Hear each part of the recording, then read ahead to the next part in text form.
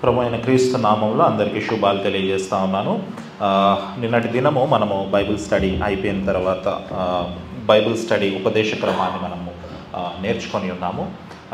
ఏం నేర్చుకున్నాము? ఎవరైనా ఒకసారి రిపీట్ చేస్తారా? యేసుక్రీస్తు యొక్క స్వస్థతల యాత్ర, యేసుక్రీస్తు యొక్క సువార్త యాత్రలో ఒక స్వస్థత యాత్రని స్వస్థతలు ఏమేం చేశాడు అనే విషయాన్ని మనం నేర్చుకున్నాం. నిన్న చూసిన క్రమం మనము చూసినట్టయితే మొదట చనిపోయిన పాపని లేపాడు. అది ఆ అధికారి యొక్క విశ్వాసాన్ని బట్టి లేపాడా అంటే కాదు. యేసుక్రీస్తు మరణం మీద అధికారాన్ని చూపించడానికి ఆ పాపని లేపాడు. తర్వాత ఇద్దరు గుడ్డివారు ఆయన్ని వెంబడిస్తూ వచ్చారు. వాళ్ళిద్దరిని గుడ్డివారిని బాగు చేశాడు. తర్వాత ఇంకేమన్నా స్వస్థపరిచాడా?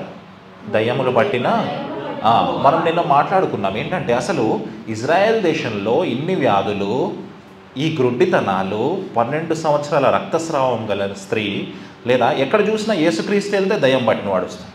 ఎక్కడికి వెళ్ళినా ఎక్కడికి యేసుక్రీస్తు వెళ్ళినా సరే గ్రుడ్డి వాళ్ళు వస్తూ ఉన్నారు. ఎక్కడికి యేసుక్రీస్తు వెళ్తా ఉన్నా సరే ఈ వ్యాధి ఆ వ్యాధి ఏదో ఒక వ్యాధి ఉన్నవాళ్ళు వస్తూ ఉన్నారు. అంత చిన్న ఇజ్రాయెల్ దేశంలో ఈ వ్యాధులన్నీ ఎందుకు వచ్చాయి? అంత చిన్న ఇజ్రాయెల్ దేశంలో ఇవన్నీ ఎందుకు వస్తూ ఉన్నాయి అంటే ఇజ్రాయేలు ప్రజలు దేవుని యొక్క క్రమాన్ని మర్చిపోయారు.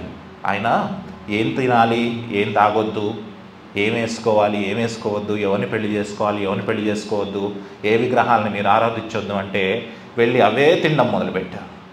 వెళ్ళి వాటినే ఆరాధించడం మొదలుపెట్టారు. వీటన్నిటిని బట్టి వాళ్ళలో ఇన్ని వ్యాధులు ఇవన్నీ వస్తూ ఉన్నాయని మనం ఉపదేశ క్రమాన్ని మనం చూస్తున్నాం. అయితే ఈరోజు ఉపదేశంలో మొదటి భాగము మత్తయి సువార్త 10వ అధ్యాయము 1 నుంచి 4 వరకు చదవండి. మత్తయి సువార్త 10వ అధ్యాయము 1 నుంచి 4 వరకు.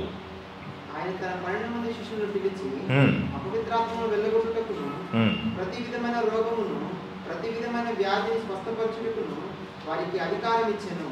ఆ 12 మంది అపోస్తలుల పేర్లు ఏమనగా, మొదట పేతురు అనబడిన సీమోను, అతని సహోదరుడు ఆంద్రేయ, జబెదయి కుమారుడు యాకోబు, అతని సహోదరుడు యోహాను, ఫిలిప్పు, బర్తలోమయి, తోమా, సుంకరియైన మత్తయి, అల్ఫాయి కుమారుడు యాకోబు, తద్దయి మారుపేరు గల లెబ్బాయి, కానానీయుడైన సీమోను, ఆయన అప్పగించిన ఇస్కరియోతు యూదా. ఇక్కడ యేసుక్రీస్తు తన దగ్గర ఉన్న 12 మంది శిష్యుల్ని పిలుస్తూ ఉన్నాడు. అయితే అక్కడ 12 మంది శిష్యులే ఉన్నారా అంటే లేదు, ఇంకా చాలామంది శిష్యులు ఉండొచ్చు. అయినప్పటికీ అందులో 12 మంది మాత్రమే ఆయన ఏర్పరచుకొని ఉన్నాడు. అయితే దీనికంటే ముందు 9వ అధ్యాయంలో మనం చూసినట్టయితే ఆయన ప్రకృతి మీద తన అధికారాన్ని చెలాయిస్తున్నట్టుగా మనం చూస్తాం. ఉదాహరణకి సముద్రంలో గాలి వస్తూ ఉంటే వీళ్ళందరూ కలవరపడతా ఉంటే ఆయన ఏమంటాడంటే సముద్రాన్ని శాసిస్తాడు, ఆయన ప్రకృతిని శాసిస్తాడు, ప్రకృతి మీద ఆయనకున్న అధికారాన్ని చూపిస్తూ ఉంటాడు. అది మాత్రమే కాక 9వ అధ్యాయంలో దయ్యాల మీద తనకున్న అధికారాన్ని ఆయన ప్రదర్శిస్తూ ఉంటాడు. దయ్యం పట్టిన వాళ్ళందరూ ఆయన దగ్గరకు వస్తూ ఉంటే ఆ దయ్యాల్ని వెళ్ళకూడదు, దాని మీద ఉన్న అధికారాన్ని ఆయన ప్రదర్శిస్తూ ఉంటాడు. అది మాత్రమే కాదు, 9వ అధ్యాయంలో మనం చూస్తూ ఉంటే వ్యాధుల మీద తనకున్న అధికారాన్ని ఆయన ప్రదర్శిస్తూ ఉంటాడు. ఈ వ్యాధిని పోనంగానే ఆ వ్యాధి పోతుంది. ఆయన వస్త్రపు చెంగు ముట్టుకోగానే ఆ 12 సంవత్సరాల రక్తస్రావం కలిగిన స్త్రీ యొక్క వ్యాధి 12 సంవత్సరాలు పోకపోయినా అప్పుడు ఆయన చెంగు పట్టుకోగానే పోయింది. అది మాత్రమే కాదు, ఆయన అధికారము మరణము అనే దాని మీద కూడా ఆయన అధికారాన్ని ప్రదర్శిస్తూ ఉన్నాడు. ఆ చిన్నపిల్ల చనిపోయి ఉంది, ఒక ట్రైలర్గా చూపిస్తూ ఉన్నాడు. నువ్వు లే అనగానే ఆ చిన్న పాప లేచింది. మొత్తం 4 రకాల అధికారాలు కనిపిస్తూ ఉన్నాయి. మొదటిది ప్రకృతి అనండి, రెండవది దయ్యాలు అనండి, మూడవది రోగాలు అనండి, 4వది చావు అనండి. ఈ 4 మీద ఆయన అధికారాన్ని ప్రదర్శిస్తూ ఉన్నాడు. ఈ 4 మీద ఆయన ప్రదర్శించిన అధికారాన్ని ఆయన 10వ అధ్యాయం వచ్చేసరికి ఆయన శిష్యులకు కూడా ఇవ్వాలని, అప్పగించాలని ఆయన తలచి ఉన్నాడు. కాబట్టి ఆయన 12 మంది శిష్యులను అక్కడ ఏర్పరచుకొని ఉన్నాడు. ఎంతమంది శిష్యుల్ని? 12 మంది శిష్యుల్ని. ఏం చేస్తారయ్యా ఈ 12 మంది శిష్యులు అంటే ఆ 12 మంది శిష్యులే ప్రపంచాన్ని తలకిందులు చేశారు. హల్లెలూయా, హల్లెలూయా. మనం కూడా అనుకుంటాం కొద్దిమందిగా ఉన్నాం ఇక్కడ, ఏం చేస్తాం మనం కొద్దిమందిగా ఉన్నాం. విజయవాడలోనంట 60 లక్షల మంది జనాభా ఉంటే 3.5 లక్షల మందో 2.5 లక్షల మందో క్రైస్తవులంట, మిగతా వాళ్ళందరూ హిందువులే. మరి అక్కడ సంఘాలన్నీ ఏం చేస్తూ ఉన్నాయి? హైదరాబాద్ మహానగరంలో 1,20,00,000 జనాభా ఉంటే ఇందులో ఎంతమంది క్రైస్తవులు, ఈ క్రైస్తవుల్లో ఎంతమంది శిష్యులు? వీళ్ళని మార్చాల్సింది ఎవరు? ఆ బాధ్యత ఎవరికి ఇచ్చాడు అంటే దేవుడు పెద్ద పెద్ద సంఘాలకు ఆ బాధ్యత ఇచ్చినట్టుగా మనం గమనించట్లేదు. కానీ వావ్ చర్చ్కి ఇక్కడ మనం కూడుకున్న ప్రతి ఒక్కరికి దేవుడు ఆ బాధ్యతను ఇచ్చాడని మరొకసారి మీకు గుర్తు చేస్తూ ఉన్నాను. చెల్లి సల్మా వెళ్ళి కొండాపూర్ని తలకిందులు చేస్తుంది. తమ్ముడు ఫ్రాన్సిస్ వెళ్ళి గచ్చిబౌలిని తలకిందులు చేస్తాడు. తమ్ముడు ప్రేమ్ వెళ్ళి హఫీజ్పేట్ని తలకిందులు చేస్తాడు. చెల్లి శ్రావణి వెళ్ళి కుకట్పల్లిని తలకిందులు చేస్తుంది. తమ్ముడు మహేష్ వెళ్ళి సికింద్రాబాద్ తలకిందులు చేస్తాడు. దేవుని చిత్తమైతే, దేవుని ప్రణాళికలో ఉంటే గనక బహుశా వంశీ వెళ్ళి నార్త్ ఇండియాని తలకిందులు చేస్తాడు. ఎవరి చేతిలో ఉంది బాధ్యత అంటే దేవుడు మనకు ఒక వాగ్దానాన్ని ఇస్తూ ఉన్నాడు. మన చేతిలో ఉంది. మనము తలకిందులు చేద్దాం. ఆ 12 మంది శిష్యులని 12 గోత్రాలు, ఇశ్రాయేల్ జనాంగం 12 గోత్రాలుగా ఎలా అయితే ఉందో ఆ గోత్రాలకు సాదృశ్యంగా ఈ 12 మంది శిష్యులను యేసుక్రీస్తు ఏర్పరచుకొని ఉన్నాడు. నేను మన చర్చ్ స్టార్ట్ చేసినప్పుడు నేను ఒక మాట చెప్పాను. కానుకల గురించి, డబ్బుల గురించి, దశమ భాగాల గురించి స్టార్ట్ చేయలేదని చాలా క్లియర్గా చెప్పాను. దానికి కూడా విమర్శ. వీడికి డబ్బు ఎక్కువైపోయింది, వీడు దుర్బోధ చేస్తున్నాడు, మీరు మా సంఘానికి 3 సంవత్సరాలు మాత్రమే రావాలి, తర్వాత మీరు బయటికి వెళ్ళి మీ సంఘాలు స్థాపించాలి, మీరు శిష్యులుగా తయారవ్వాలని చెప్తే దానికి కూడా విమర్శ. ఈ మాట నా మాట కాదు. ఈ మాట ఎవరు 3 సంవత్సరాల్లో 3.5 సంవత్సరాల్లో ఎవరు చేసి చూపించారు మనకు మాదిరిగా? యేసుక్రీస్తు చేసి చూపించాడు. నాకంటే ముందున్న నాయకులు సిద్దిపేట శంకర్ గారు, సిద్దిపేట ప్రకాష్ అన్న గారు చెప్పిన మాట ఇది. మీరు నా సంఘానికి 3 సంవత్సరాలే రావాలి, 3 సంవత్సరాల తర్వాత మీరు నా సంఘానికి వస్తే మిమ్మల్ని బయటికి తరిమేస్తాను ఆయన. మీరు వెళ్ళిపోతే, శిష్యులుగా తయారయ్యి మీరు బయటికి వెళ్ళిపోతే నేను ఇంకొంతమందిని తెచ్చుకుంటా అన్నాడు. యేసుక్రీస్తు సువార్తల్లో చెప్పిన మాట, నాకంటే ముందు సిద్దిపేట ప్రకాష్ అన్న లాంటి వాళ్ళు చెప్పిన మాట. వాళ్ళంత గొప్పవాడిని నేను కాదు, కానీ వాళ్ళంత గొప్ప విశ్వాసులు మన వావ్ చర్చ్ విశ్వాసులు కాదు, కానీ దేవుడు అలాంటి కమిట్మెంట్లోకి మనల్ని నడిపించును గాక. గట్టిగా చెప్దాం. 3 సంవత్సరాల్లో ఏం చేస్తాను? 3 సంవత్సరాల్లో తెలిసి తెలియకుండా బయటకు వెళ్ళిపోయి ఏం చేస్తారు వీళ్ళు అనే ప్రశ్న. ప్రభు చిత్తం అయితే, ప్రభు ప్రణాళికలో ఉంటే 3 సంవత్సరాలు కాదు కదా, సంవత్సరంలో వెళ్ళి మా వాళ్ళు సంఘాలు పెడతారు. ప్రతిదానికి విమర్శ, ప్రతిదానికి ప్రశ్న. చూడండి, ఇక్కడ 12 మంది శిష్యులను ఆయన ఏర్పరచుకొని ఉన్నాడు. అసలు ఈ 12 మంది శిష్యులు ఎవరయ్యా అంటే ఒకళ్ళిద్దరేమో చేపలు పట్టేవాళ్ళు, ఒకళ్ళేమో సుంకరి, ఒక ఆయనేమో లూకా గారు డాక్టర్ గారు, ట్యాక్స్ కలెక్టర్ ఒక ఆయన, ఇంకా వివిధ రకాల వాళ్ళందరూ వస్తూ ఉన్నారు. 12 మంది శిష్యుల్ని ఆయన ఏర్పరచుకున్నాడు. చూడండి, అసలు ఎందుకు ఈ శిష్యులని ఏర్పరచుకోవాలి అనే మాటకి ఎఫ్ఎస్సి పత్రికలో ఒక సమాధానం చెప్తున్నారు పౌలు గారు. ఎఫ్ఎస్సి పత్రిక 4వ అధ్యాయము 11-12 చూడండి. ఎఫ్ఎస్సి పత్రిక 4వ అధ్యాయము 11-12 ఎందుకు దేవుడు మనల్ని పిలుచుకున్నాడు అనే మాటకి అక్కడ అర్థాన్ని పౌలు వివరిస్తూ ఉన్నాడు. ఎందుకు శిష్యులుగా తయారవ్వాలి అంటే ఎఫ్ఎస్సి పత్రిక 4వ అధ్యాయము 11-12 ఎవరైనా చదువుతారా? దేవుని కుమారుని గురించిన జ్ఞాన విషయంలోను ఏకత్వము పొంది సంపూర్ణ పురుషులకు వరకు, అనగా క్రీస్తునకు కలిగిన సంపూర్ణతకు సమానమైన సంపూర్ణ కలవారము వరకు ఆయన ఇలాగ నియమించాను. 12 యేసుక్రీస్తు యొక్క సంపూర్ణతలోకి వచ్చే వరకు అంట. ఎప్పటి వరకు వచ్చే వరకు? ఆయన సంపూర్ణతలోకి వచ్చే వరకు ఆయన మనల్ని నియమించుకున్నాడు. కొంతమంది శిష్యులుగా, కొంతమంది అపోస్తులుగా, కొంతమందిని ప్రవక్తలుగా ఎక్విప్ చేయడానికి మనల్ని ఏర్పరచుకొని ఉన్నాడు. అయితే ఈ 12 మందికి ఒక అధికారాన్ని ఇస్తూ ఉన్నాడు దేవుడు. ఏం అధికారాన్ని ఇస్తూ ఉన్నాడు చూడండి. అపవిత్రాత్మలను వెళ్ళగొట్టుటకును, ప్రతి విధమైన రోగములను, ప్రతి విధమైన వ్యాధిని స్వస్థపరచుటకు వారికి అధికారం ఇచ్చెను. బహుశా ఈ ఫేస్ వరకు యేసుక్రీస్తు యొక్క శిష్యులు రావడానికి బహుశా 1 సంవత్సరం పట్టుంటుంది. నా అజంప్షన్ అది. బహుశా 1 సంవత్సరం నుంచి యేసుక్రీస్తు యొక్క శిష్యులు ఆయన వెంట తిరుగుతూ ఉన్నారు. అప్పటికే వాళ్ళకి అధికారం ఇచ్చేస్తా ఉన్నాడు. దేని మీద అధికారము? వ్యాధుల మీద అధికారము, రోగాల మీద అధికారము, స్వస్థతలు, అన్నిటి మీద అధికారం, అపవిత్రాత్మల మీద అధికారము, వీటన్నిటి మీద అధికారాన్ని ఇస్తూ ఉన్నాడు. ఈ అధికారము ఇప్పటివరకు ఎవరు చెలాయించారు అంటే యేసుక్రీస్తు వారు చెలాయించారు. ఆయన ట్రాన్స్ఫర్ చేస్తూ ఉన్నాడు. ఒక సీఎం ఓడిపోయిన తర్వాత కొత్త సీఎం వస్తే అధికార బదిలీ జరుగుతూ ఉంటుంది చూడండి.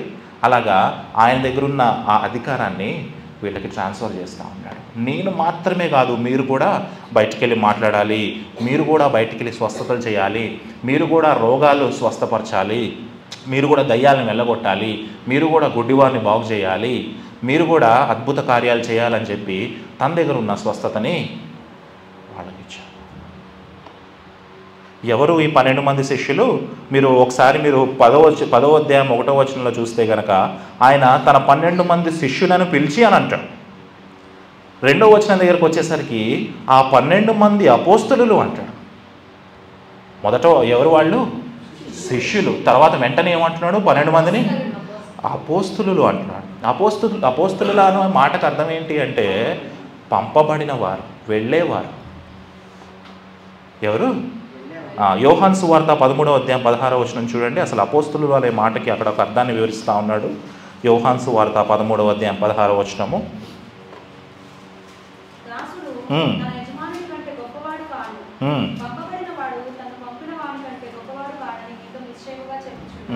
పంపబడిన వారు ఎవరు? ఈ పంపబడిన వారే అపోస్తలులు, ఈ అపోస్తలులే శిష్యులు. ఇప్పుడు రివర్స్ నుంచి వస్తాను చూడండి. మొదట ఏమవ్వాలి? మనము శిష్యులు అవ్వాలి. ఈ శిష్యులు ఏమవుతారు? అపోస్తులు అవుతారు. ఈ అపోస్తులు అంటే ఎవరు? పంపబడిన వారు. ఈ శిష్యులని అపోస్తులని మాత్రమే అంతియోకులు ఏమని పిలిచారు? క్రైస్తవులు అని పిలిచారు. అపోస్తుల కార్యంలో 11వ అధ్యాయం 26వ వచనం. అంటే నువ్వు మొదట క్రైస్తవుడిగా పిలువబడాలంటే ముందేమవ్వాలి? శిష్యుడు అవ్వాలి. చూడండి, అక్కడ ఒక క్రమాన్ని ఏర్పాటు చేస్తూ ఉన్నాడు. 12 మంది శిష్యులను కూడా చాలా లాజికల్ ఆర్డర్లో ఆయన పెడుతున్నట్టుగా మనం చూస్తాం. టోటల్ 12 మంది శిష్యులు ఉంటారు. 4 సువార్తల్లో కూడా ఈ 12 మంది శిష్యులు మనకు కనపడతారు. అయితే ఈ 12 మంది శిష్యుల్ని 3 గ్రూపులుగా ఆయన తయారు చేస్తూ ఉన్నాడు. మొదటి గ్రూప్ చూడండి, పేతురు అనబడిన సీమోను అనండి, అంద్రేయ, యాకోబు, యోహాను, వీళ్ళు 4. ఇది ఫస్ట్ గ్రూప్. సెకండ్ గ్రూప్ చూడండి, ఫిలిప్పు అనండి, బర్తలోమయి, తోమా, మత్తయి, ఇది ఒక గ్రూప్. నెక్స్ట్ గ్రూప్ చూడండి, యాకోబు, లెబ్బై, సీమోను, ఇస్కరియోతు యూదా. 12 మంది శిష్యుల్ని 3 గ్రూప్స్గా తయారు చేస్తూ ఉన్నాడు. ఈ 3 గ్రూప్స్లో ఒక్కొక్కరిని లీడర్గా ఎంచుకుంటా ఉన్నాడు. బహుశా పేతురు గ్రూప్ ఉంది కదా, పేతురు గ్రూప్లో ఎవరెవరు ఉన్నారు? పేతురు, అంద్రేయ, యాకోబు, యోహాను. వీళ్ళందరికీ బహుశా పేతురు లీడర్గా ఉండి ఉంటాడు బహుశా. రెండో చూడండి, ఫిలిప్పు, బర్తలోమయి, తోమా, మత్తయి, వీళ్ళకి ఎవరు అధికారిగా ఉండి ఉంటారు? మనం మామూలుగా ఊహించుకుందాం, ఎవరు ఉంటారు? ఫిలిప్ అయి ఉంటాడా, మత్తయి ఉంటాడా? వాళ్ళ 4లో తెలివైన వాళ్ళు ఎవరై ఉంటారు? బహుశా. తర్వాత చూడండి, నెక్స్ట్ గ్రూప్ చూడండి, యాకోబు, లెబ్బయి, సీమోను, ఇస్కరియోతు యూదా. వీళ్ళ 4లో ఎవరు? ఇస్కరియోతు యూదాగా ఉంటాడా, లేదంటే వేరే ఎవరైనా ఉండి ఉంటారా? ఇస్కరియోతు యూదా ఉండి ఉంటాడా? అంత నమ్మకమా? ఇలా 3 గ్రూప్స్గా ఆయన డివైడ్ చేస్తూ ఉన్నాడు. 4కి కూడా అందరికీ ఒక్కొక్క బాధ్యతను ఇస్తూ ఉన్నాడు. 3 గ్రూపులకి బహుశా వేరు వేరు బాధ్యతలు ఇచ్చి ఉంటాడు. అయితే యేసుక్రీస్తు యొక్క స్కెడ్యూల్ని, పాస్టర్స్ గారి యొక్క స్కెడ్యూల్ చూస్తూ ఉంటారు చూడండి. యేసుక్రీస్తు యొక్క స్కెడ్యూల్ని, యేసుక్రీస్తు మీటింగ్స్ ఎక్కడెక్కడికి వెళ్ళాలి, ఎక్కడెక్కడ సభలు పెట్టాలి అన్న విషయాన్ని మొత్తం చూస్తూ ఉంది మాత్రం అంద్రేయ. అయితే మీకు ఒక ప్రశ్న వేస్తాను. యేసుక్రీస్తు గాడిదని తీసుకొని రా అని చెప్పి శిష్యులను పంపించారు కదా. ఏ శిష్యులను పంపించారో అక్కడ ఏం చెప్పలేదు, శిష్యులను మాత్రమే పంపించారు. అయితే ఈ 12 మంది శిష్యుల్లో ఏ శిష్యుడు వెళ్ళి ఉంటాడు గాడిదని తీసుకొని రావడానికి? ఏ శిష్యుడు వెళ్ళి ఉంటాడు గాడిదని తీసుకొని రావడానికి? ఈ 12 మంది శిష్యుల్లో గాడిదని తేగల సమర్థుడు ఎవరంటారు? గాడిద ఊరికే వస్తుందా? అక్కడ ఏదో గాడిద కట్టేస్తుంది కాబట్టి దాన్ని తీసుకొస్తే రామ్మ అంటే వెనకాల వచ్చేస్తున్నాం, మన వెనకాల రాదు. కానీ ఈ 12 మంది శిష్యుల్లో గాడిదని తీసుకురాగల సమర్థత ఎవరికి ఉంది అనుకుంటా ఉన్నారు? మీరు ఊహించి చెప్పండి ఏదన్నా. నేనైతే అంద్రేయ అనుకుంటున్నా. అంద్రేయ కానీ పేతురు కానీ అయి ఉంటారు అనుకుంటున్నా. అలాగా ఒక్కొక్కరికి ఒక్కొక్క బాధ్యత ఇస్తూ ఉన్నాడు. ప్రతి లిస్ట్లో కూడా ఈ 4 సువార్తల్లో 12 మంది శిష్యుల్ని గురించి చెప్పేటప్పుడు ప్రతి లిస్ట్లో కూడా ఫస్ట్ పేతురు ఉన్నాడు. ఎవరున్నారు? పేతురు ఉన్నాడు. పేతురుతో పాటు ప్రతి లిస్ట్లో అంద్రేయ ఉన్నాడు, యాకోబు ఉన్నాడు, యోహాన్ కూడా ఉన్నాడు. ప్రతి లిస్ట్లో ఫిలిప్ గారు 5వ స్థానంలో ఉన్నాడు. ప్రతి లిస్ట్లో ఫిలిప్ గారు, పేతురు గారు మొదటి స్థానంలో ఉన్నారు, ఫిలిప్ గారు 5వ స్థానంలో ఉన్నారు. అలాగే ప్రతి లిస్ట్లో కూడా ఇస్కరియోతు యూదా చివరిలో ఉన్నాడు. ప్రతి లిస్ట్లో కూడా ఇస్కరియోతు యూదా చివరిలో ఉన్నాడు. 4 సువార్త క్రమాలని మీరు చదివితే మీకు అర్థమవుతుంది. 12 మంది శిష్యుల్ని లిస్ట్ అవుట్ చేసేటప్పుడు ఫస్ట్ పేతురు పేరు, చివరిలో ఇస్కరియోతు యూదా పేరు ఉంటుంది. అలాగే 5వ పేరుగా ఎప్పుడు కూడా ఫిలిప్ పేరు ఉంటుంది. అయితే మనం ఒక చిన్న లాజిక్ని మనం ఇక్కడ ఒకటి మిస్ అవుతా ఉన్నాం. ఏంటి అంటే నతానియేలు అనే ఒక శిష్యుడు ఉన్నాడుగా, నతానియేలు అనే ఒక శిష్యుడు ఉన్నాడుగా, మరి 12 మంది శిష్యులు ఆయన కనపడట్లేదు ఏంటి? నతానియేలు అనే ఒక శిష్యుడు ఉన్నాడుగా, ఇక్కడ ఇచ్చిన 12 మంది శిష్యుల్లో నతానియేలు కనపడట్లేదేంటి అంటే, నతానియేలు అంటే ఎవరు కాదు, బర్తలోమియా. ఎవరు? బర్తలోమియా. ఒకసారి చూడండి, యోహాను సువార్త 1వ అధ్యాయం 43వ వచనం నుంచి చదవండి. నతానియేలు గురించి అక్కడ రాసుంటుంది. యోహాను సువార్త 1వ అధ్యాయము 43వ వచనము నుంచి.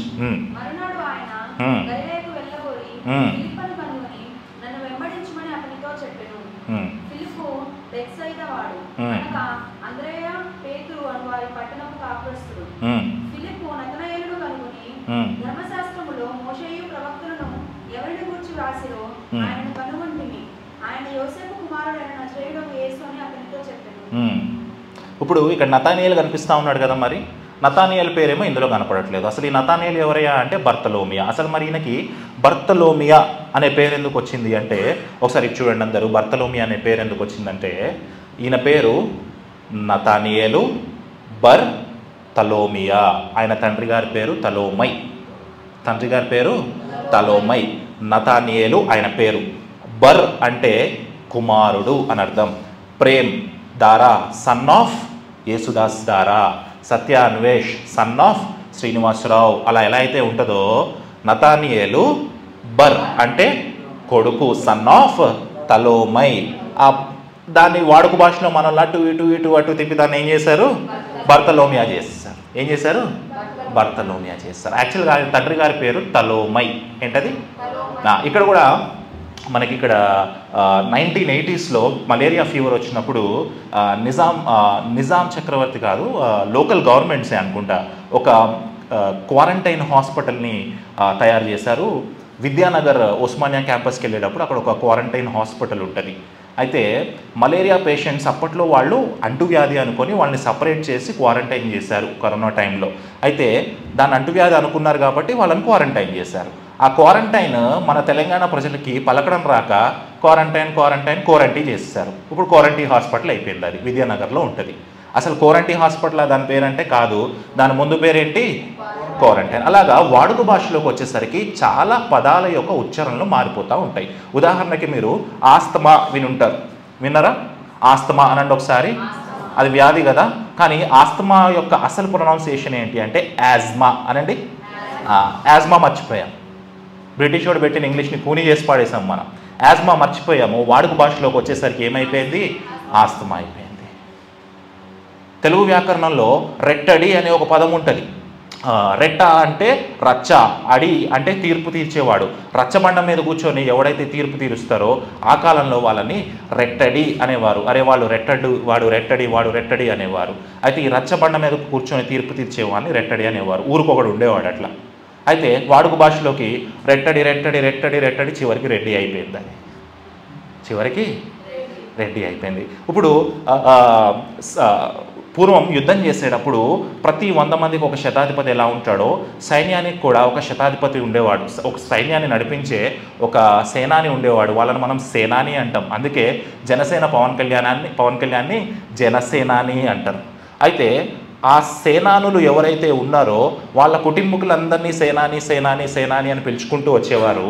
అది వాడుక భాషలోకి వచ్చేసరికి చివర నేని అయిపోయింది. అందుకే కమ్మవాళ్ళ ఇంటి పేర్లు చూడండి, లింగమనేని, గట్టమనేని, చింతమనేని. ఇలాగా వాడుక భాషలోకి వచ్చేసరికి పదాల యొక్క ఉచ్చారణ మారిపోతూ ఉంటుంది. ఇదంతా ఎందుకు చెప్తా ఉన్నానంటే, నతానియేల్ గారు అసలు పేరు నతానియేల్ బర్. ఆయన తండ్రి గారి పేరేంటి? తలోమై. దాన్ని ఏం చేస్తాం మనము? బర్తలోమ్య చేస్తాం. ఇంకో విషయం ఏంటి అంటే ఈ నతానియేలు గారు మనకి ఎక్కడెక్కడ కనపడతా ఉన్నాడో ఆయన సింగిల్గా కనపడ్డు. ఆయనతో పాటు ఎవరో ఒకళ్ళు ఉంటారు. ఇందాక చూడండి, ఫిలిప్ గారు ఎవరిని పెట్టుకొని వెళ్ళాడు? నతానియేలు గారిని పెట్టుకొని వెళ్ళాడు. మీరు యేసు వార్తల్లో చూసినా సరే ఈ నతానియేలు గారు ఒక్కడే కనపడ్డు, ఆయనతో పాటు ఇంకొకళ్ళు ఉంటారు ఖచ్చితంగా. బహుశా ఈ నతానియేలు గారు మా ప్రేమలాగేమో, ప్రేమ్ని పొద్దున్న నుంచి వెళ్ళి కట్టినాయి అంటే సాయి రావాలి, వంశీ రావాలి, మహేష్ రావాలి, ఒక్కడే ఏ పని చేయడం అనమాట.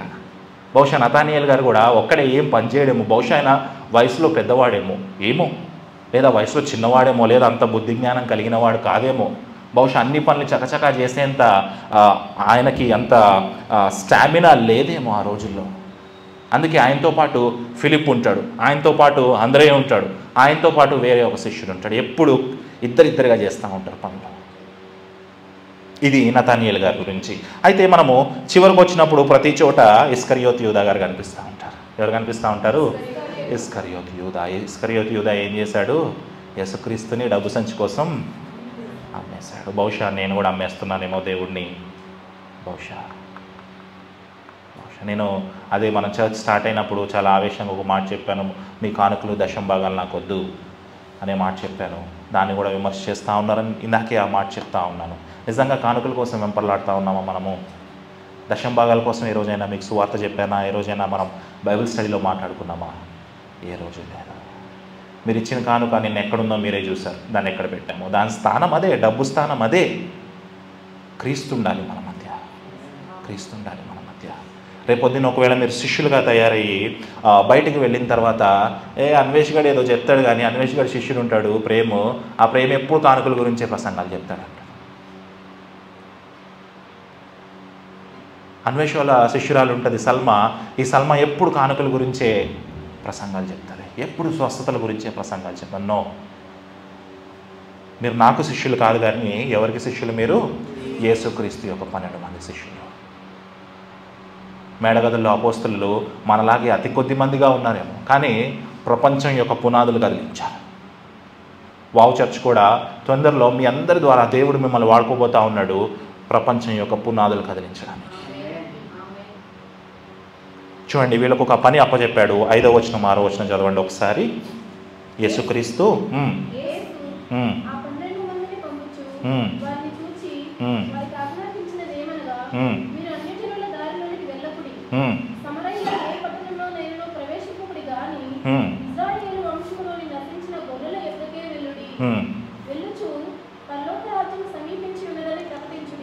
అక్కడ వరకే బాగుదాం ఒకసారి. ఆయన ఎక్కడికి పంపిస్తూ ఉన్నాడు వీళ్ళని 12 మంది శిష్యులను అంటే ఇజ్రాయేలు వాళ్ళ దగ్గరికి మాత్రమే పంపిస్తూ ఉన్నాడు. యేసుక్రీస్తుకు ప్రపంచం మొత్తం సువార్త వెళ్ళాలని చెప్పి ఇష్టం లేదా? మరి అన్యుల దగ్గరికి ఎందుకు వెళ్ళొద్దన్నాడు? వీళ్ళ దగ్గరికి ఎందుకు వెళ్ళమన్నాడు అంటే ఆ కాలంలో ఇజ్రాయెల్ దేశం రోమా సామ్రాజ్యంలో ఉంది. ఇజ్రాయేల్ అనే ఒక దేశం కూడా లేదు. కానీ యేసుక్రీస్తు వారు ఇజ్రాయేల్ అనే ఒక దేశం ఏర్పడుతుంది అని ఆ రోజే గుర్తించారు. అందుకే ఇజ్రాయెల్ ప్రజల్లోకి వెళ్ళమంటా ఉన్నాడు. నిజంగా వీళ్ళు ఇజ్రాయెల్ ప్రజలు కాదు, రోమా సామ్రాజ్యంలో ఉన్నారు కాబట్టి వీళ్ళందరూ ఏమవ్వాలి? రోమీలు అవ్వాలి. కానీ యేసుక్రీస్తు వారు ఆ పొలిటికల్ ఇష్యూను కూడా అడ్రస్ చేస్తూ ఉన్నారు. అక్కడ ఏమంటా ఉన్నాడంటే ఇజ్రాయేల్ ప్రజలు, ఇజ్రాయేల్ వాళ్ళ దగ్గరికి వెళ్ళండి. ఎందుకు ఇజ్రాయేల్ వాళ్ళ దగ్గరికి వెళ్ళాలి? మనం నిన్న బైబిల్ స్టడీలో మాట్లాడుకున్నాం. ఏమొచ్చేసినాయి వీళ్ళకి? రోగాలు వచ్చేసినాయి, వ్యాధులు వచ్చేసినాయి, దయ్యాలు పట్టేసినాయి, రక్తస్రావం వచ్చేసింది, వివిధ రకాల రోగాలు వచ్చేసాయి. ఎందుకు అంటే యేసుక్రీస్తు యెహోవా దేవుని యొక్క క్రమాన్ని ఇజ్రాయేల్ ప్రజలు మర్చిపోయారు. ఎప్పుడు మర్చిపోయి వాళ్ళకి ఇష్టం వచ్చినట్టుగా తిరుగుతూ ఉన్నారు, అన్యులను పెళ్లి చేసుకుంటూ ఉన్నారు, అన్య దేవతలను మొక్కుతూ ఉన్నారు, అక్కడ అన్య దేవతలకు అర్పించిన మాంసాన్ని తినేస్తూ ఉన్నారు, వాళ్ళకి నచ్చిందంతా చేసుకుంటూ ఉన్నారు. ఆయన క్రమాన్ని విడిచిపెట్టారు కాబట్టి ఆ వ్యాధులన్నీ రావడం జరిగింది. అందుకే యేసుక్రీస్తు వారు ఫస్ట్ చాలా టెక్నికల్గా మాట్లాడుతూ ఉన్నారు. ఫస్ట్ మన ఇంట్లో ఉన్న చెత్తని బయట వేసుకుందాం, తర్వాత పక్కింట్లో ఉన్న చెత్త గురించి మాట్లాడదాం. ఒకవేళ నువ్వు రోజు బయటికి వెళ్ళి నీది ఇలాగా, ఈరోజు చాలామంది బయలుదేరారు, నీ మతం ఇలాగా, నీ మతం ఇలాగా, నీ మతం ఇలాగా, కానీ ఫస్ట్ మన మతం ఏంటి? మరి ఏంటి? మన ఇంట్లో ఉన్న చెత్తను మనం బయట వేసుకోకపోతే అది మురుక్కంపు కొడుతుంది. అప్పుడు పక్కనోడు వచ్చి మనకి లెక్చర్లు ఇవ్వడం మొదలు పెడతాడు. అందుకే యేసుక్రీస్తు వారు మొదలు వెళ్ళండి, ఇజ్రాయెల్ ప్రజలకు చెప్పండి. అసలు ఇజ్రాయెల్ ప్రజలకు ఎందుకు చెప్పాలి అంటే వీళ్ళు క్రమాన్ని తప్పారు, కాపర్ లేని గొర్రెపిల్లలుగా తిరుగుతూ ఉన్నారు. నిజంగా ఇజ్రాయెల్ ప్రజలకు కాపర్ లేరా అంటే ఉన్నారు. ప్రధాన యాజకులు ఉన్నారు, శాస్త్రులు ఉన్నారు, పరిసయ్యులు ఉన్నారు, కానీ నిజమైన కాపర్లు లేరు. చూడండి, యెషయా గ్రంథము 53వ అధ్యాయం 6వ వచనం చదవండి. అసలు ఇజ్రాయేల్ ప్రజలు ఏమైపోయి ఉన్నారో ఒకసారి చూడండి. యెషయా గ్రంథము 53వ అధ్యాయము 6వ వచనము.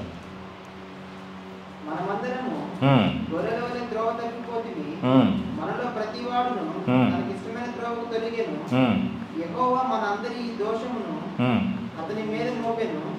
అతడు దౌర్జన్యమునందెను, బాధింపబడినను నోరు తెరవలేదు. మనమంట మనమే అనట్లేదు, మనందరం ఏమైపోయామంట? త్రోవ తప్పిపోయాం. అది మాత్రమే కాదు, తర్వాత ప్రతివాడు తనకిష్టమైన త్రోవలోకి వెళ్ళిపోయాడంట. మొదటిది మనం త్రోవ తప్పిపోవడమే కాదు, యేసుక్రీస్తు యుద్ధ నుంచి వెళ్ళిపోవడమే కాదు, బయటికి వెళ్ళిన తర్వాత ఒక్కొక్క త్రోవలోకి వెళ్ళిపోయాడంట. వీళ్ళందరి కోసం యేసుక్రీస్తుని నింద మోపించడానికి, బాధించడానికి ఆయన పంపిస్తూ ఉన్నాడు. ఒక చిన్న వృత్తాంత క్రమాన్ని మీకు చెప్పి ముగిస్తాను. ఏంటి అంటే, మొన్న నేను భద్రాచలం వెళ్ళేటప్పుడు సుదర్శన్ అన్న కార్లో ఉన్నప్పుడు నేను డ్రైవింగ్ చేస్తూ ఉన్నా, సుదర్శన్ అని చెప్తా ఉన్నప్పుడు నిజంగా నా కళ్ళలో నీళ్ళు తిరిగినాయి. ఏంటి ఆ వృత్తాంత క్రమం అంటే, ఒక హిందీ థియాలజియన్ ఆయన ఏం చేశాడంటే ఒక వృత్తాంతాన్ని రాశాడు ఇలాగా. దాన్ని తెలుగులో అనువదించే ప్రయత్నం చేస్తాను. యేసుక్రీస్తు అంట చిన్నవాడిగా ఉన్నాడంట పరలోకంలో. యెహోవా దేవుడు అంట సింహాసనం మీద కూర్చున్నాడంట. యేసుక్రీస్తు వచ్చి డాడీ తండ్రి నేను భూలోకానికి వెళ్తాను తండ్రి అని మారం చేస్తూ ఉన్నాడంట. మారం చేస్తూ ఉంటే యెహోవా దేవుడు అంటా ఉన్నాడంటే, వద్దు నాన్న నీ టైం ఇంకా రాలేదంటే, మళ్ళీ ఒక సంవత్సరం పోయిన తర్వాత యేసుక్రీస్తు వచ్చి నేను వెళ్తాను డాడీ భూలోకం మీద, నేను వెళ్తాను తండ్రి అంటా ఉన్నాడంట. ఆయన అనంట, నువ్వు వెళ్తే నిన్ను వాళ్ళు కొడతారు, ఓకేనా? Okay daddy. నువ్వు వెళ్తే నిన్ను వాళ్ళు అవమానిస్తారు, ఓకేనా? Okay daddy. నువ్వు వెళ్తే నీకు ముళ్ళ కిరీటం పెడతారు నాయన, ఓకేనా? Okay daddy. నువ్వు వెళ్తే నాయన నేను సిలివేసి చంపేస్తారు వాళ్ళంతా, ఓకేనా? అంటే ఓకే డాడీ. సరే వెయిట్ చేయి, నీ టైం వస్తుంది, ఆ టైం వచ్చినప్పుడు నేను కిందకు పంపిస్తానని. ఆ టైం వచ్చినప్పుడు యేసుక్రీస్తు కిందకు పంపించిన తర్వాత తండ్రి ఏం చెప్పాడు అదంతా జరిగింది. యేసుక్రీస్తు శిలువలో మరణం పొంది తర్వాత ఆరోహణమై పైకి వెళ్ళిన తర్వాత అప్పుడు యేసుక్రీస్తు 33 సంవత్సరాలు కదా, పరలోకం వయసు గురించి వదిలేద్దాం, భూలోకం ప్రకారం 33 సంవత్సరాలు కదా. వెళ్ళిన తర్వాత తండ్రి కౌగులించుకొని యేసుక్రీస్తుని అంటున్నాడట, 33 సంవత్సరాలు నన్ను విడిచిపెట్టేలా ఉన్నావు నాయన, నువ్వు ఏం సాధించావు? 33 సంవత్సరాలు నన్ను విడిచిపెట్టేసి ఉన్నావు కదా, నువ్వేం సాధించావు అంటే యేసుక్రీస్తు ఇలా చూపించి, డాడీ అదిగో పేతురుని సంపాదించుకున్నాను నేను, డాడీ అదిగో యోహాను సంపాదించుకున్నాను నేను, అదిగో అంద్రేయని సంపాదించుకున్నా, 12 మంది శిష్యులను సంపాదించుకున్నా డాడీ నేను అని చెప్తున్నాడంట. అన్నాడంట యెహోవా దేవుడు అన్నాడంట, పేతురుగాడా నీ గురించి ఇందాకే 3 అబద్ధాలు చెప్పాడు నాన్న, 3 సార్లు ఎవరో తెలియదని చెప్పాడు. ఆ ఇస్కరియోతు యూదాగాడా నిన్ను అమ్మేస్తాడు నాయన, నిన్ను అమ్మేశాడు, నువ్వు గమనించుకోలేదు. వీడు మళ్ళీ చేపలు పట్టడానికి వెళ్ళిపోయాడు నాయన అన్నాడంట. అప్పుడు యేసుక్రీస్తు వారు అన్నాడంట, నువ్వు ఇప్పుడు ఇది చూస్తూ ఉన్నావు నాయన డాడీ, కొన్ని సంవత్సరాల తర్వాత వీళ్ళందరూ ప్రపంచాన్ని తలకిందులు చేయబోతా ఉన్నారు. హల్లెలూయా. ఇలాంటి వృత్తాంత క్రమాన్ని రాసి చివరిలో ఆయన ఒక మాట రాశాడు హిందీలో. ఏమని రాశాడంటే, యేసుక్రీస్తు యొక్క యెహోవా దేవుని యొక్క జీవ గ్రంథంలో నా పేరుంది, మరి నీ పేరుందా అని 3 డాట్స్ పెట్టేసి ఆ పుస్తకాన్ని ముగించాడు. మనల్ని కూడా చూపిస్తూ ఉంటాడు. అరే అన్వేష్ గారు రా, డబ్బు సంచి కంపిపోయాడు. అరే ప్రేమ్ గాడా, హ్యాడ్ వేస్ట్. ఫ్రాన్సిసా దేనికి పనికిరాడు. సల్మానా పెళ్లి చేసుకుంటే అసలు దేవుడు మర్చిపోద్ది. శ్వేతానా వేస్ట్ అని యెహోవా దేవుడు అంటా ఉంటే యేసుక్రీస్తు మన పక్షాన వ్యాజ్యం ఆడుతూ ఉన్నాడు. ఆ వావ్ చర్చ ఏం లేదా, వావ్ చర్చలో ఎప్పుడు డబ్బులే అంటాడు. కానీ యెహోవా దేవుడికి యేసుక్రీస్తు మన పక్షాన వ్యాజ్యం ఆడుతూ ఉన్నాడు. కాదు తండ్రి, వీళ్ళ ద్వారా హైదరాబాద్ని మార్చిపోతా ఉన్నాను, ఆమేన్. వీళ్ళని ఒక్కొక్క చోటికి పంపించిపోతా ఉన్నాను. వీళ్ళందరూ పనికిరాని పాత్రలే తండ్రి, ఈ 12 మంది శిష్యులు కూడా పనికిరాని పాత్రలే, కానీ ఒక్కొక్కరిని వాడుకోపోతా ఉన్నాను. అలాంటి శిష్యులుగా తయారవుదామా? నాకు తెలుసు మనందరిలో వీక్నెసెస్ ఉంటాయి, నాకు కూడా ఉన్నాయి. మనం ఏం పర్ఫెక్ట్ కాబట్టి మనం ఇక్కడి నించోలేదు, మనము పర్ఫెక్ట్ కాదు కాబట్టి దేవుడు మనల్ని ఎన్నుకున్నాడు. పర్ఫెక్ట్ కాదు కాబట్టే దేవుడు మనల్ని ఎన్నుకున్నాడు. కొరింథీ పత్రికలో అంటాడు పౌలు, అసలు మీ మునిపటి స్థితి ఏంటో, మనం ఎలా ఉన్నామో మనకు తెలీదు. మనము పాపములో ఉన్నాము, మనము సమస్తమైన వ్యాధుల్లో ఉన్నాము, అయినా సరే మనల్ని ఎంచుకొని శిష్యులుగా తయారు చేసి ప్రపంచానికి పరిచయం చేశారు యేసుక్రీస్తు వారు. ఇప్పుడు మన స్థితి ఏంటో మనకు తెలీదు, రాబోయే స్థితి ఏంటో కూడా మనకు తెలియదు. మన పాపాలన్నీ ఆయన చూస్తూ ఉన్నాడు. అలాంటి శిష్యుడిగా తయారవుదామా, లేక బయటికి వెళ్ళి వాళ్ళతో వీళ్ళతో గొడవ పెట్టుకునే శిష్యులా తయారవుదామా? స్వస్థతల గురించి మాత్రమే చెప్పే శిష్యులుగా తయారవుదామా? కానుకల గురించి మాత్రం చెప్పే శిష్యులుగా తయారవుదామా? డబ్బు సంచి కోసం యేసుక్రీస్తును అమ్మేసిన ఇస్కరియోతు యూదా లాంటి శిష్యులుగా తయారవుదామా? నిన్న ఒక పేపర్ క్లిప్పింగ్ చూసాను, చాలా బాధ అనిపించింది. ఆంధ్రప్రదేశ్లో ఏదో ఒక పొలిటికల్ పార్టీ గురించి 500 రూపాయల కోసం యేసుక్రీస్తుని అమ్మేసుకున్నారు. 500 కోసం. 500 ఇవ్వడా దేవుడు? 500 దేవుడు ఇస్తా. 500 కోసం తీసుకెళ్ళి ఆర్ఆర్కే మూర్తి గారు అనేవారు, నీ విశ్వాసాన్ని తీసుకెళ్ళి కూటికుండ దగ్గర పెట్టకు. విశ్వాసాన్ని ఎక్కడ పెట్టేశాడంట? కూటికుండ కోసం. వీళ్ళు క్రీస్తుని ఎక్కడ పెట్టేశారంట? రాజకీయ నాయకులు కాళ్ళ దగ్గర పెట్టేశారు. 500 కోసం యేసుక్రీస్తుని అమ్మేశారు. బహుశా ఇస్కరియోతు యూదా ఇంకా మంచోడై ఉంటాడు, ఎక్కువ డబ్బులకు అమ్మాడు యేసుక్రీస్తుని. మనోళ్ళు రాజకీయ నాయకులకు 500కే అమ్మేస్తున్నారు యేసుక్రీస్తు. ఎంత భ్రష్టత్వంలో ఉన్నాం, ఎలాంటి శిష్యరికంలో ఉన్నాం, ఎలాంటి రోజుల్లో ఉన్నాం. రేపొద్దున్న ప్రేమ శిష్యుడిగా తయారైతే ప్రేమ వెళ్ళి 500కి యేసుక్రీస్తుని అమ్మేస్తాడేమో, నేనే అమ్మేస్తానేమో యేసుక్రీస్తుని 2000కి 3000కి అమ్మేద్దామా? యేసుక్రీస్తు మన తరపున యెహోవా దేవుని దగ్గర వ్యాజ్యం ఆడుతూ ఉన్నాడు.